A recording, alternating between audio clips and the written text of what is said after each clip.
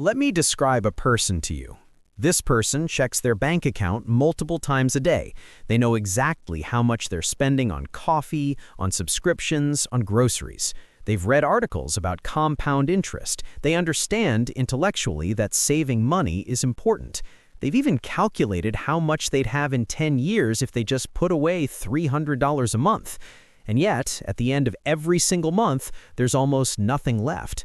Does this sound familiar? Because if it does, I need you to understand something right now. You are not lazy, you are not stupid, and you do not lack willpower. Your brain is doing exactly what it was designed to do. The problem is, it was designed for a world that no longer exists. Here's the thing that nobody wants to admit. Your brain fundamentally does not understand modern money. And I mean that literally. The neural pathways that govern your financial decisions were carved out over hundreds of thousands of years in an environment where saving was not just unnecessary, it was often impossible. The vast majority of human history, if you found food, you ate it immediately. You didn't save it for next quarter. You couldn't invest it in a diversified portfolio. If you killed an animal, you shared it with your tribe because there was no refrigeration, and hoarding would just mean it rotted. Your ancestors lived in a world of immediate consumption because that was the only world that made sense. But now, you live in a completely different reality. You're supposed to take money, which is abstract and digital and completely disconnected from physical survival, and deliberately not spend it. You're supposed to deny yourself things right now for a version of yourself that exists 30 years in the future, a person you've never met and can't quite imagine. Your brain looks at this task and essentially says, absolutely not. That sounds like a terrible deal. Now look, this isn't some touchy-feely excuse for bad behavior. This is neuroscience. There's a part of your brain called the limbic system, and it's ancient. It handles emotions, impulses, immediate gratification. It lights up like a Christmas tree when you think about buying something you want. It releases dopamine, which feels amazing. Then there's your prefrontal cortex, which handles long-term planning, delayed gratification, rational decision-making. This is the part that knows you should save. But here's what most people don't realize. In a direct fight between these two systems, the limbic system wins almost every time. It's faster, it's stronger, and it's been running the show for a lot longer. Researchers have a term for this. It's called present bias, and it's one of the most expensive psychological quirks you'll ever encounter. Present bias means that your brain assigns vastly more value to rewards you can have right now than rewards you'll receive in the future. And it's not a small difference. Studies show that people will often choose to receive $50 today rather than $100 in a year. Think about that. You're essentially willing to pay 100% interest rate just to have something immediately. That's not rational, but it's completely predictable. There was a study done at Princeton where they put people in an fMRI machine and showed them two options: get $20 right now or get $40 in 2 weeks. When people chose the immediate reward, their limbic system went wild. But when they chose the delayed reward, their prefrontal cortex had to work significantly harder to override those impulses. Your brain is literally fighting itself every time you try to save money, and the immediate gratification side has a home field advantage. Now you might be thinking, okay, but I'm aware of this. I know I should save. Why doesn't that knowledge change my behavior? And this is where it gets interesting, because knowing something intellectually and feeling it emotionally are two completely different neural processes. You can understand compound interest with your prefrontal cortex all day long, but if your limbic system is screaming about how good it would feel to buy those shoes right now, the knowledge doesn't matter. It's like knowing that vegetables are healthy while staring at a pizza. The knowledge exists, but it's weak compared to the feeling. Here's another layer to this. Money that you save is invisible. It doesn't exist in your life in any tangible way. When you save $500, nothing happens. You don't get a trophy, your friends don't see it, there's no immediate feedback. But when you spend $500 on a new TV, you get something real. You can touch it, use it, show it to people. Your brain registers that as a win. Saving money feels like nothing because in your immediate experience, it is nothing. This is compounded by what psychologists call the availability heuristic. Your brain makes decisions based on what's easiest to remember or imagine. You can easily imagine how good you'd feel driving a new car. You can picture the vacation you'd take if you just booked it. But can you really, viscerally imagine your life 30 years from now with a comfortable retirement account? Probably not. That future self is abstract, fuzzy, basically a stranger, and your brain will not make sacrifices for strangers. In fact, there's research from Stanford where they used virtual reality to age participants' faces and showed them what they'd look like at retirement age. Just this simple intervention, making the future self more real and visible, increased how much people said they'd save by more than twice as much, because suddenly that future person wasn't abstract anymore. They were real. And your brain is much more willing to help someone who feels real. Now look, there's also a neurological reason why spending feels good and saving feels bad. When you spend money, especially on something you want, your brain releases dopamine. This is the same neurotransmitter involved in addiction, in sex, in eating delicious food. It's a reward signal. But when you save money, when you transfer funds into a savings account you won't touch, there's no dopamine release. In fact, there's often a tiny bit of pain. Studies using brain imaging show that people, when they think about losing money or not spending it, the pain centers of their brain light up. The insula, which processes disgust and pain, becomes active. So at a neural level, saving money feels like loss, and spending feels like winning. This is completely backward from reality, but your brain doesn't care about reality. It cares about feelings. And the feeling is, spending equals pleasure, saving equals deprivation.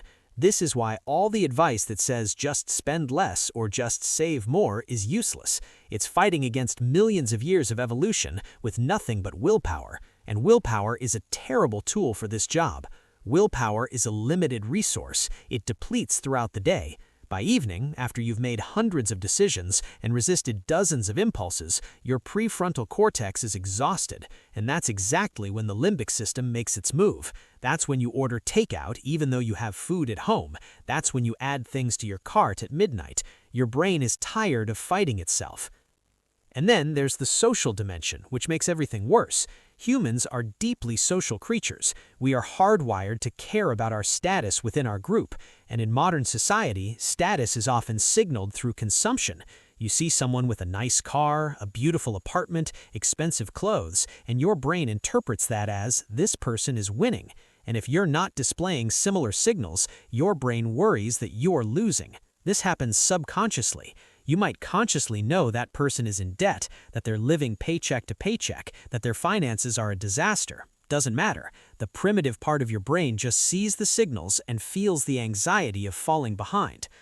Social media has weaponized this instinct. You're now comparing yourself not just to your immediate social circle, but to thousands of people who are only showing you their highlight reel. You see vacations, purchases, experiences, all carefully curated to look effortless and abundant. And your brain, which did not evolve to handle this level of comparison, starts to feel like you're failing. The solution it offers is simple: spend money to keep up, buy things that signal success. The fact that this creates actual financial failure is irrelevant to your limbic system. It just wants the anxiety to stop. Here's what most people don't realize. Every single business, every app, every store, every advertisement is designed by people who understand your psychology better than you do. They have studied these exact neural vulnerabilities and built systems to exploit them. One-click purchasing exists because adding friction to a purchase gives your prefrontal cortex time to intervene. But remove that friction, make it instant, and your impulse wins. Free shipping over a certain amount exists to make you spend more than you intended. Limited time offers create artificial urgency that triggers your fear of missing out. Buy now, pay later services remove the pain of payment from the pleasure of purchase, which completely breaks your brain's feedback system. There's a concept in behavioral economics where people treat money differently depending on where it comes from or where it's going. You might agonize over spending $50 on groceries, but then easily drop $200 on a night out because you've mentally categorized that money differently. Businesses know this. They know that if they can get you to think of money as fun money or treat yourself money, you'll spend it much more freely than if you're thinking of it as savings or bills. So what do you do with all this? How do you save money when your own brain is working against you? This is where it gets practical, because understanding the problem is half the battle. You need to build systems that account for how your brain actually works, not how you wish it worked. First, automate everything you can. The single most effective saving strategy is to remove the decision entirely. Set up automatic transfers from checking account to your savings account the day after you get paid, not at the end of the month when you see what's left over. Fix that. Create a visual tracker. It can be as simple as a chart on your wall where you color in a square for every $100 saved, or use an app that shows you the growth of your account in real time. Your brain needs feedback. It needs to see progress. This is why video games are so addictive. They give you constant, visible progress. Do the same with your savings. Some people even print out pictures of their future goals, a house, a trip, financial independence, and put them somewhere they'll see every day. Saving money is not deprivation. It's buying freedom. It's buying options. It's buying a future where you're not stressed about money. Every dollar you save is a small piece of autonomy. Embrace intentional friction. If your problem is impulse spending online, delete your saved payment information. Make yourself get up and find your credit card every time. Those extra 30 seconds give your prefrontal cortex time to engage. Unsubscribe from marketing emails. Delete shopping apps from your phone. This isn't about willpower. This is about environment design. Don't fight your impulses. Remove the triggers that create them in the first place.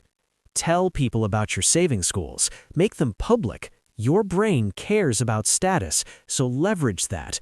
There's actually power in saying, I'm not going out tonight because I'm focused on saving for X. That's not deprivation. That's purpose.